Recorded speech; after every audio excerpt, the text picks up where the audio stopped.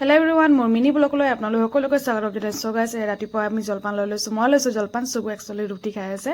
চুবি ফুলকবি আলু ৰুটি খাই আছে। দেউতাকে খাই নগ'ল, তো আহি পিনি খাব। আজি যিহেতু মঙলবাৰ হয়, পূজা কৰিব যে, সেইকাৰণে তো মই সান্দহ খাই আছোঁ। চাইছেনে, ইয়াক সান্দহ দিছোঁ, নাই নাখায়। মোক আকৌ কৈছে নহয়, মোৰ লগত মানে ৰুটি খাব লাগে, তাৰ লগত ৰুটি খাব লাগে।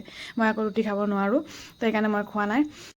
আৰু এইফালে চাইছেনে, বাপ এটা বজাৰ কৰি আহিছে। যিহেতু ঘৰত একো বস্তু নাছিলে, গুড় চেনি এনেকুৱা একো বস্তু নাছিলে, তেল চেল নাছিলে, সেইখিনি লৈ আহিছেগৈ।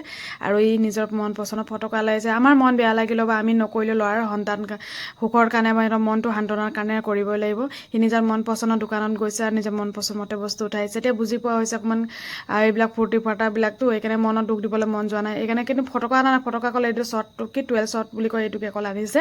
আৰু এইফালে ফুলজাৰি লৈ আহিছে, সেয়াই। আৰু এইফালে চাইছেনে, আমাৰ ৰাতি সন্ধিয়া এতিয়া আমি চাকি অকল তুলসী তলত দিছোঁ। আৰু ৰাস্তাত আমি যিহেতু এইবাৰ কলগছ লগা নাই, দুৱাৰমুখত আমি লগাইছোঁ মমবাতি। আৰু মই অকণমান বনাইছোঁ এয়া মালপোৱা। জানেনে, মালপোৱা আমাৰ ট্ৰেডিশ্যনেল পিঠা হয়।